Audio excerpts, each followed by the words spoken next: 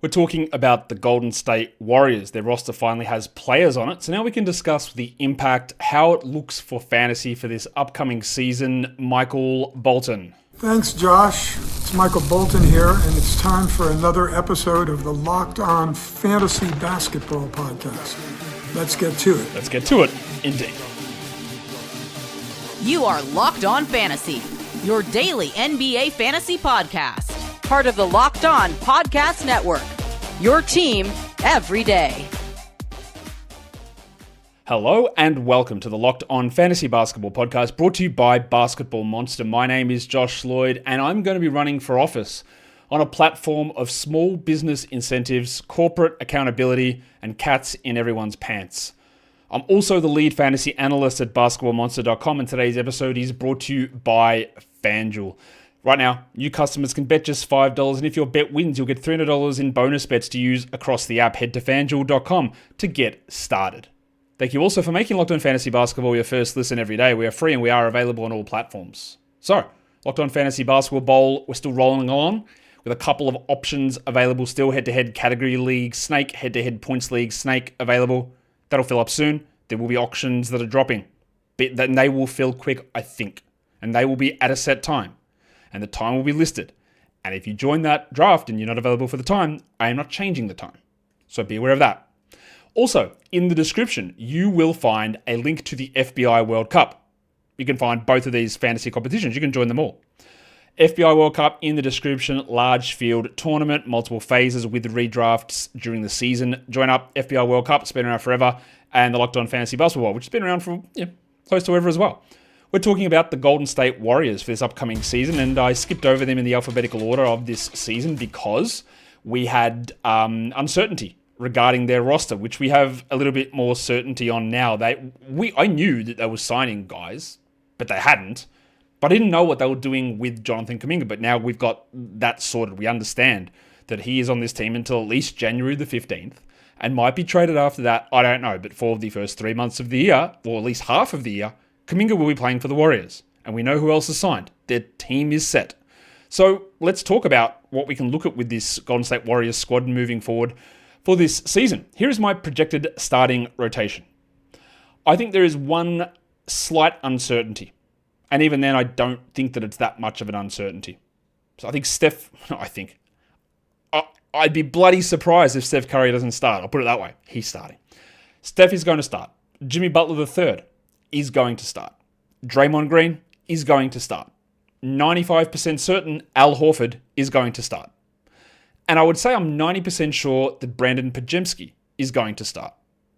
There could have been a debate that DeAnthony Melton could have started after tearing his ACL, being traded to the Nets and then re-signing with the Warriors. But he's also not going to be ready to start the season. And he's coming off an ACL. And he's going to have limited minutes. Now, Podziemski is also coming off some surgeries, but I think he'll be okay. You could say that Moses Moody would start, but I don't think so. You could say that Budrick Hield could start, and then Steve Kerr in about 2 games will go, oof, can we just get this guy out of here? As is what happens in law, according to Buddy Hield, any time. Like, whenever Buddy Hield plays, this is what will happen. We also saw last season Steve Kerr ran not a 9-man rotation, not a 10-man rotation, an 11, a 12, and literally a 13-man rotation at times. I don't know that we get it as aggressive this time out from Kerr, but given the weird sort of depth, the old-ass nature of some of these players, I wouldn't be shocked if there is a level of randomness at times. So John Kuminga is going to be in the rotation. I don't think that he starts. You might disagree. If you think John Kuminga is going to start, where does he start? Because he can't really play the position that Podziemski plays. You might suggest that Draymond Green starts at center and Kuminga plays the 4. I would disagree, because I believe that the moves that they've made in signing Horford is because they do not want Draymond Green playing at the 5. So I don't know how Kuminga starts on this team, and I don't think he will. Quinton Post, I think, will be in the rotation. I think DeAnthony Melton will be when healthy. Buddy Hield will be. Gary Payton will be until he inevitably gets injured, then comes back, and then gets injured, then comes back, and then probably gets injured. And then there is Moses Moody in that group. And I haven't even included old mate Guy Santos Al-Helper, who could be in that rotation. Trace Jackson-Davis, Pat Spencer, Willie Dick himself, Will Richards, 2nd round draft pick, old mate Alex Tui, Jackson Rowe as 2-way contracts, and Seth Curry. Now, I will say this about Seth Curry. Seth Curry, Steph's brother, if you're not aware, was signed to this team. But he will not be on the opening night roster because he can't. Simple as that. So they have signed him to come in to practice for training camp because of aprons and rules. He will not be on the opening night roster. It will be about a month into the season when Seth Curry is eligible to be signed onto the team. So just so you're aware of that, Seth Curry will not be on the roster unless they waive somebody else like Santos Alhelpa. And I don't think they will. I believe the understanding is that they have told Seth, come in, training camp, we'll waive you, and we'll re-sign you in a month when we can because of the rules. Same thing happened with Quinton Post last season where they had to sign him to a two-way early on, and then they were able to bring him in on a full contract later on in the season when room opened up. So, yeah, there's a lot of options. What are the questions regarding the projections on this team? Number one is how do the team, how does Steve Kerr, how do the players treat John Kuminga? Because obviously there's a big holdout here with Kuminga. It is not at all a secret to anybody that the Kuminga camp has not liked the approach of the Warriors and Steve Kerr. It is not a secret that Steve Kerr does not like the way that Jonathan Kuminga plays. These two will not be joined together after this season, almost guaranteed, and almost certainly within season. But how does Kerr use it? Does he keep saying, I don't like the way this guy plays, his lack of attention on defense, his poor shooting, his poor passing and spatial awareness? Or does he go, all right, I guess we need his creation? Because again, you look at that lineup, I'm not sure they do. With Steph and Pods and Butler and Horford and Draymond, you don't need to play Kuminga big minutes. Last season, Johnny played 24 minutes a night. He was in and out of the lineup. He was starting to play pretty well at one point and then hurt his ankle and had a couple of good moments in the playoffs when there were some injuries. And that's sort of where he's going to come in. He averaged 15 and 4.5, which is, again, 4.5 is not good. Low volume threes. Bad three-point shooter. Bad field goal shooter. Bad free throw shooter. Bad steals guy. Bad blocks guy. Poor assist guy. I'll continue to say it. He is a volume scorer who doesn't do anything else, and that is why Steve Kerr does not like him as a player. He does not fit the Steve Kerr ethos. He does not fit the Steve Kerr plan. And honestly, he wouldn't fit a lot of other teams' plans. So, while it is okay, I think, to look at Kuminga as a late-round pick, because if an injury happens, and man, how easy is it for Horford, Butler, Draymond, or Steph to get hurt? Pretty easy. Then he will step up and his role will increase. But he is one of those guys, Cam Thomas-ish, where he's going to need just a lot of shots. He had 27 usage last season, and even then, not good enough in 24 minutes. So he's going to need starter's role with that usage to be like useful for us. And that's not even including, does Kerr just say, well, he's not around, man. Like, and will he pout? What will he do? Yeah, there's some concerns with that. I said one of the questions on the rotation is, of course, Kerr in a 12-man rotation. I'm underselling it, man. It might be 13 guys. And then the real question is going to be, how does he handle the guards? We know Steph is going to play. But then there's Podziemski, Moody, Hield, Melton, Spencer, the other Curry, Payton, who's more of a 3 these days. There's a lot of options. So before you get over-indexed into your choice of guard, now I don't think many people are drafting Melton. More people will draft Pods, and I'm into that. But if you want Hield or you want these other guys, just be aware that there's a lot of rotation happening there.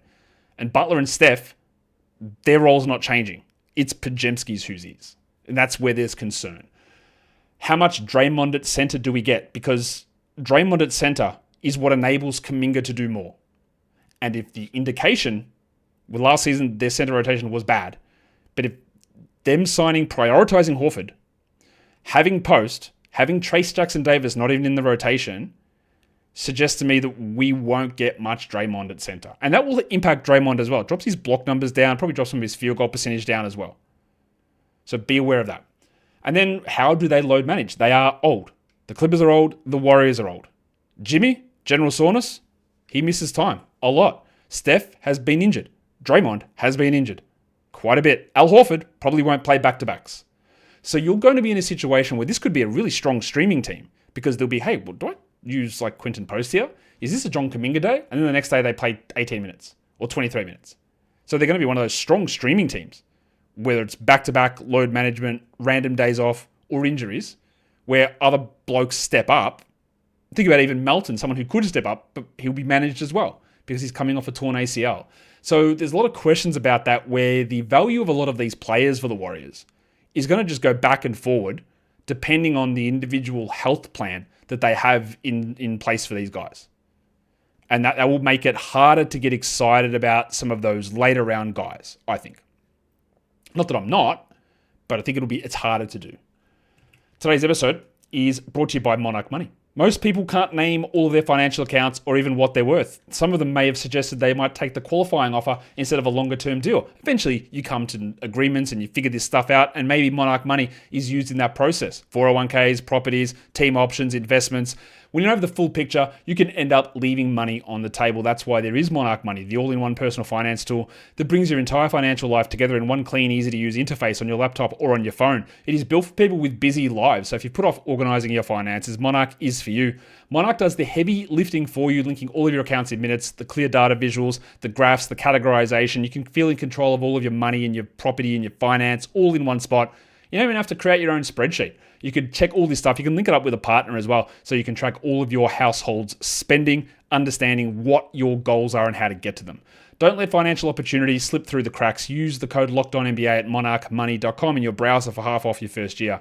That is 50% off your first year at monarchmoney.com with the code LOCKEDONNBA. We're talking Golden State Warriors. The upcoming season, fantasy value, contracts are sorted, roster is set, outside of Seth Curry, who's going to be waived and re-signed later on. Is there anyone on this team who we consider undervalued guys? And the answer is, actually a lot. There's a lot at the moment who I think are currently in a spot that they probably shouldn't be. And I'll be going the long way around and saying, there's some guys I do like drafting. And I think most people who have watched this show in the past, you would know my general bile-filled rage for the mirage that is Jimmy Butler. Right, you've heard me talk about it at length. I don't like Jimmy Butler as a player. I don't like some of the absolute Jimmy Butler FC nonsense that goes on. Jimmy Butler Inc., the discussions. I don't like it. I hated what he did last season. It was really predictable what happened. But he was good when he joined the Golden State Warriors. He was very good. His numbers were incredibly strong. He averaged 19, 5, and 6 with 2 steals. He hit 86 from the line on 1 million attempts. A million attempts. He had, he attempted 8 free throws a game and just 11 shots. Butler is someone I have drafted in 2 real drafts already this season. A head-to-head league and a roto league. At the moment, where Butler is sitting is just too low. He is ranked in the 90s for categories on ESPN. Now, he will probably miss time. But also, remember, most of the missed time last season, not real. Fake. It was protest. It was fake.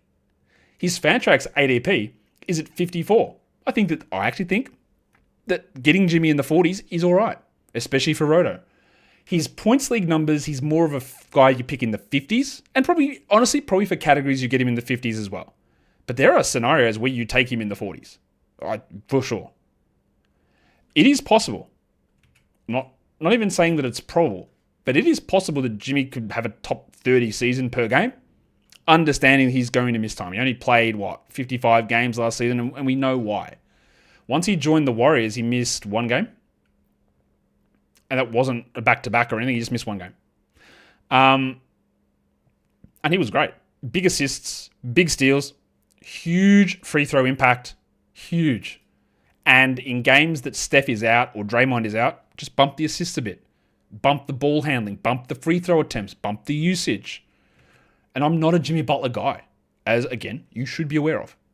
I also think that Draymond Green is underrated. He is ranked sitting at 101 with an ADP on Fantrax, 108 on Yahoo. There's no reason he's not a top 80 player. But again, rankings can be weird because for some of you, he's going to score 6 points. And I get that. I get you can't use that in every scenario. It's why the idea of rankings at times for category league can be very misleading unless you understand how to process them. But this guy will get steals, he'll get blocks, he'll rebound, he'll get assists. His shooting was better last season. I'm not really banking on that, but a steals and blocks above average contributor in the hundreds is bloody good, man. That's not an easy thing to get. In fact, there's hardly anyone. And someone like Jakob Poeltl might be one of those guys, but he's starting to go a lot earlier now, as he should. So if you're looking to help both those categories, then it's interesting. Now, if you look at him at the moment on ESPN for categories, he's up to 65, and I go, hey, settle down. That's too high. But at 100, I love it. I think Brandin Podziemski is also incredibly undervalued in basically any format that I can think of. Yahoo, ESPN, Fantrax categories, Yahoo, ESPN points. Podziemski, there was some garbage about him last season about he's going to take Clay's role and attempt 8 threes a game, and we knew that was wrong, and we called it out as being wrong at the time. And he really struggled early on. But I thought second half of the season, Podziemski was much better, even when Jimmy arrived. He played 27 minutes a night only. He averaged 12, 5, and 3.5 on some subpar percentages, although he hit 37% from 3, and we'd like the volume to jump, but he still hit 2 a game. He was really good for big chunks of the season last season. Ignore that post-deadline number. That's not a real number. That's just an artifact from an old screen that I had, and I forgot to remove it. The only worry I have with Pods is what if, A, he's not healthy after the surgery, or they go with a Melton Moody healed rotating cast. This is year 3 for Podziemski. He is sitting in year 3, if you don't know, is a very obvious time or a very common time for players to break out. Podziemski sits at 120 on Yahoo. His points league rank is 147 on ESPN. Currently, his updated category list, well, if you go onto the ESPN top 150 category list, and they haven't loaded it into their draft rooms yet, but his name's not even there on the top 150. He's a very easy late pick to me. Incredibly easy. I'd take him in round 11. I'd take him in round 10 at times. Because I don't care about the downside. And it just feels like no one's really grabbing him. I'll also say that I think Al Horford is a pretty good value pick. And normally, I don't love what Horford brings from a fantasy perspective, because in the past, I feel he's been overrated. What he does, though, is nice passing, hit threes. Free throws have been pretty good, but even though they're incredibly low volumes, doesn't really matter. Block some shots, and he's going to be relied upon, Al, to do more than he did in Boston, because in Boston, there was Porzingis. And they had opportunities to use Cater and Cornette. In Golden State, it's him. He is the center. He is the guy. So, yeah, he's going to miss out on games, Al Horford, due to him being a million years old. But currently, Al's not ranked in ESPN's top 150. He's ranked outside the top 200 on Yahoo. His ADP is 196 on Fantrax. Why can't he sniff the top 120? I know that's not a big area to get to, but Horford last season, in 30 minutes a game over the last 17 games, which he might do, he averaged 11.5 points, 2.2 threes, 8 rebounds, and almost 3 assists, shooting 90% from the line, which again, don't really want to trust that too much, but he is also at 87 and 90 the last 2 years from the line, on no attempts. But that was when Porzingis was dealing with whatever hepatitis F or whatever the hell was going on with him. So Horford did ramp it up and was good and was a top 100 player. And he doesn't have Porzingis anymore. So I think there's something there with Al for this season, as much as I'm not as big of an Al guy in general. If you look at overvalue guys, I want you to be very cautious about what I'm saying here, but Steph Curry is overvalued in one specific area, Yahoo points. One specific area. I love Steph in category leagues. I think that Steph is being, he's got an ADP of 19 on Yahoo. Nonsense. He's a first round guy, and if you're worried about the age, take him at 13, 14. That's crazy. Rank at 16. Love it. Fantrax ADP 15. Still love it. ESPN ADP 16. Love it. ESPN points rank 20. It's about bang on. What's his updated ESPN category rank? Let's have a look at that. 10. All right. That's about right. I like him there. Yahoo points, it's not really Steph Curry's bag. And this is where understanding the differences in the formats and ADP and rank does come into it. Because if you are looking at Steph and I'm saying, hey, Steph, I like him in the first round, or you're looking at this ADP at 19 or a rank at 16 and go, oh, okay, let's get into Steph at that spot. I don't think you should. And I'll tell you why. Steph has always He's an awesome player. He's one of the best players of all time. We know this. I'm not breaking any news here to you guys. But last season, 32 minutes a night, he was not a second-round player in Yahoo points leagues per game. He was 29th, in fact. So, age, injury risk, and the fact that he's just not good in this format, why would I take him at the turn? Why would I look at him at the middle of the second round? Again, ESPN points at 20, do it. Category leagues at 12, I love it. 17, unbelievable. 19, that's good value. But Yahoo points, absolutely not. Do not do that. And I also think that Buddy Hield is sitting in a spot where, he might be sitting in an area you don't want to do now. ESPN's new category ranks have Buddy Hield at 106 and Klay Thompson 107. As I like to call it, the set your pick on fire area of the draft. Because that is a ridiculous zone to be picking someone like Buddy Hield, who, as we saw last season, was bad. Like, really bad. He shot like 70% from three, exaggeration marginally, to begin the season. And then the fact that he does absolutely nothing else caught up to him. And he was just taken out of the rotation, or we played 20 minutes a night. And he's still got Podziemski and Melton, and now Seth and Moody, all that are there to take minutes. Taking him in round 9 of a 12-team format is ridiculous. This man was not even a top 200 guy last season. So if you're in ESPN category leagues and you're sitting there at pick 8, pick 9, you go, Buddy, I know Buddy. Don't know Buddy. Forget Buddy. Ignore Buddy. He's not for you. He's not your buddy, pal, or so the alleged joke goes. Today's episode is also brought to you by FanDuel. The NFL season is here, and FanDuel has an offer that you don't want to miss right now. New customers, you can bet just $5. And if you win that $5 bet, you'll get $300 in bonus bets. That right? That's right. That right? No, that's right. Pick a bet, put $5 down. Do I smell toast? What's going on? Put down $5, and if it hits, you'll unlock $300 in bonus bets to use across the app. It might be player props, it might be spreads or totals. You might look at parlays, same gamers in fact, or even live parlays. Futures on the WNBA finals or the NBA finals, looking forward to June. Or you might want to look at the NFL or college football for this week ahead as well. So what are you waiting for? Go to FanDuel.com and download the FanDuel app and get started. And don't forget to gamble responsibly.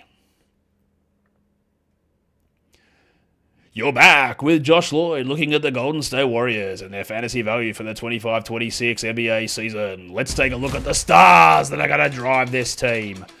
Who can be a top 50 player for the season? There are two names that I think are pretty obvious. And that's it. It's Steph and it's Jim. Steph, I will take in round 1. In category leagues, I will take in round 3 of points leagues for Yahoo and 2 for ESPN. Jimmy, well, outside the top 50, love it. In the 40s, especially in Roto, go for it. Real good value for both those guys. I've spoken about those two guys at length already. Who are the new arrivals on this team? Al Horford. Spoke about him at length as well. Now, I said all that for Horford. I don't think I'm that interested in him in points leagues. D'Anthony Melton is also technically a new arrival, even though the last team he played for is the Golden State Warriors. Why? He played for the Warriors. He tore his ACL. They traded him to the Nets for Dennis Schroeder. He never played for the Nets. They released him. He signed back with the Warriors this offseason. So technically, the last team he played for was the Nets, but he literally never played for them. So Melton is back, and he won't be ready to start the season. They drafted in round 2, Will Richard and Alex Tui. Tui's on a two-way, Richard's on a full contract. I don't think they're going to be able to do much this season. Tui's more interesting to me than Dick is, but not going to impact much. And then, like I said, Seth Curry is on the team now. He won't be in 3 weeks, but he will be in 8 weeks. So, not that you care. You're not using Seth anywhere, and he's just another guard to add into the Podziemski, Hield, Moody, Podziemski bucket. But if you are in a deep format, understand he will almost, I'd say 95% get cut. I think it'll be him, and then re-signed in 4 weeks' time. Yeah, or 4 weeks after the season starts is when that's able to happen for him. So be aware of that. Who are some breakout guys? I already talked about Brandin Podziemski. If they take him from 27 to 33 minutes, he's probably like a top 100 guy. Well, actually, not probably. He's like easily a top 100 guy. In fact, I think he's got a fair shot at being a top 100 player this season. What is absolute best case for pods, I guess? Now, one of the things we do have on Basketball Monster now this season, which we haven't had in the past, is some minimum, maximum range type projections. Usually, I would just give my projection and try to be a median sort of outcome. But now we do have some ways of looking at minimum and maximum numbers. And Podziemski, honestly, if it all goes right, and it probably won't, but if it all goes right, he could nudge the top 50 because he's got an ability to be a points, threes, rebounds, assists, steals, field goals, and free throws positive or above average. That's a big group, yeah? Very strong rebounder as a guard. Hit almost 2 threes a game. Could he get to 18 points? Probably not. It would require Butler being out or Steph being out. But 15 points, 2 threes, 5 rebounds, 4.5 assists, 1.7 steals, 48, 80 from the field and the line? Maybe. I like him a lot in the late rounds because you don't have to spend up. The other one there is Quinton Post, who and without exaggeration, I think he had the greatest 3-point shooting season for a player over 7 foot ever. Not exaggeration. Before the Horford thing was official, so if they actually bring Horford in, he might be the starter and he might get 25 minutes. Now, there's a lot of things that Post cannot do, like pass or defend.